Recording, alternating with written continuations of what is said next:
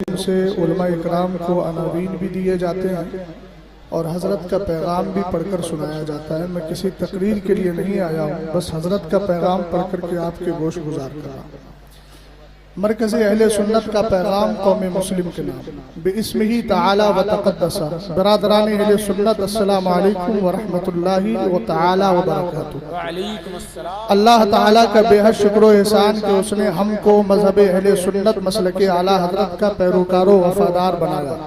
بلا شبہ یہی وہ مذہب مہذب ہے کہ جس کے ماننے والوں کو بفضلہ تعالی بروز قیامت چہروں کی تابناکی حضور صلی اللہ تعالیٰ علیہ وسلم کی شفاعت عظمیٰ اور جنتی عیش و آرام حاصل ہوگا، بس شرط اتنی ہے کہ ایمان و عقیدے کی حفاظت کی جائے اور اس کو رفض و نسب و خروج اور کفر و شرک کی آلودگی سے پاک رکھا جائے اور نیک اعمال کا خاص خیال رکھا جائے۔ اسی مقصد کے پیش نظر مرکز اہل سنت آپ حضرات کو مندرجہ ذیل ہدایات کرتا ہے اور مضبوطی کے ساتھ عمل پیرا ہونے کی تلقین کرتا ہے۔ نمبر 1، اپنے بچوں اور بچیوں میں بچپن ہی سے دینی ماحول جیسے نماز روزے کی ادائیگی، اوراد و وظائف کا التزام، تلاوت قرآن اور دینی کتب کے پڑھنے کا ذوق پیدا کریں اور ان کو کفر و گمراہی اور حلال و حرام کے مسائل سے واقف کرائیں تاکہ وہ صحیح اور غلط کے مابین فرق کر سکیں، اور بچیوں پر خاص نگاہ رکھیں کہ وہ عصری تعلیم کے نام پر فتنہ ارتداد کا شکار بنائی جا رہی ہیں اور پھر کفر و الحاد کے دلدل میں پھنس کر ہر طرح سے برباد ہو رہی ہیں، العیاذ باللہ۔ حالات و واقعات اور معاشرے میں رونما ہونے والے فسادات نے یہ بتا دیا ہے کہ بچیوں کے فتنہ ارتداد میں مبتلا ہونے کی 3 بنیادی وجہ معلوم ہوتی ہیں جن کا سد باب بہت ضروری ہے۔ پہلا پوائنٹ، سوشل میڈیا کا کثرت کے ساتھ استعمال۔ دوسرا، لڑکے اور لڑکیوں کی مخلوط تعلیم۔ تیسری، شادی بیاہ میں بیجا اخراجات و مطالبات۔ لہذا سوشل میڈیا کے ضرر رسا استعمال سے بچے اور بچیوں کو دور و نفور رکھا جائے، ساتھ ہی ان کو پاکیزہ اور صاف ستھری تعلیم دی جائے، نیز شادی بیاہ میں غیر ضروری اور ناجائز اخراجات سے مکمل گریز کیا جائے۔ نمبر 2، اسلام نے عورتوں کو پردے میں رہنے اور اس کی پابندی کرنے کا حکم دیا ہے جس پر قرآنی آیات اور حدیث مبارکہ شاہد ہیں، لیکن افسوس آج ہماری مسلم بہنیں اس سے کافی دور نظر آ رہی ہیں اور اس کے غلط نتائج دیکھنے کو مل رہے ہیں۔ یقیناً ان گھروں میں برکت کے بجائے لعنت ہوتی ہے جن گھروں کی عورتیں بے پردہ گھومے پھریں۔ لہذا مسلمان ہونے کا تقاضا ہے کہ اپنے گھر کی عورتوں میں اسلامی پردے کا ماحول قائم کریں اور ان کو ہرگز بے پردہ نہ نکلنے دیں۔ نمبر 3، باطنی پاکیزگی اور روحانیت کو زندہ رکھنے کے لیے رزق کا حلال و طیب ہونا بہت ضروری ہے۔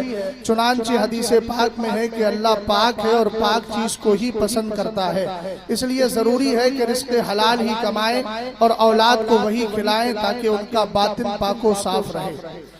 نمبر 4، مسلم معاشرے پر نظر رکھنے والے بخوبی جانتے ہیں کہ اس وقت اہل سنت کو خارجی فتنوں کے ساتھ داخلی فتنوں نے بھی اپنے چنگل میں جکڑ لیا ہے۔ اس پر خاص طور سے توجہ دیجیے گا، جس کے سبب ہماری نئی نسل کا ایک بھاری طبقہ ہمارے ہاتھوں سے نکلتا جا رہا ہے، چونکہ اس کے ذہن و فکر کو تاریخ و سیر کے ان غیر معتبر و شاذ واقعات سنا کر بگاڑا جا رہا ہے جو آیات قرآنیہ، احادیث مبارکہ اور اجماع امت کے خلاف ہے۔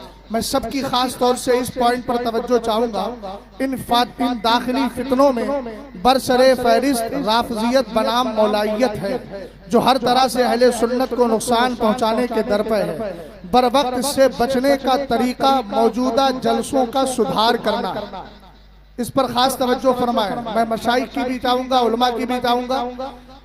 بر وقت اس سے بچنے کا طریقہ موجودہ جلسوں میں سدھار پیدا کرنا ہے، اس طور پر کہ کمیٹی کے لوگ پڑھے لکھے باسند علماء کو جلسوں میں دعوت دیں اور ان کو پہلے ہی علاقائی حالات کے مطابق موضوع دے دیں اور اس کو پوسٹر میں شائع بھی کریں اور پھر اسی موضوع پر گفتگو کرائیں، اور خطیب کو بھی چاہیے کہ اپنے موضوع پر ہی جم کر گفتگو کرے۔ کسی کی تعریف میں غلو، مبالغہ آرائی جھوٹی شان بیان کرنے سے مکمل اجتناب کیا جائے، اور ساتھ ہی انداز تبلیغ شائستہ اور صاف ستھرا رکھا جائے، اور دوران تقریر مہذب اور عمدہ الفاظ کا استعمال کرے، چونکہ حدیث پاک میں ہے ایاکا وما یسوء الاذن، یعنی ایسے الفاظ سے بھی بچو جو سننے میں برے لگے۔ اللہ تعالی ہم سب کو شریعت مطہرہ پر قائم و دائم رکھے اور اسی پر موت نصیب فرمائے، آمین بجاہ سید المرسلین فقیر محمد اسجد رضا خان قادری، مرکز اہل سنت بریلی شریف۔ السلام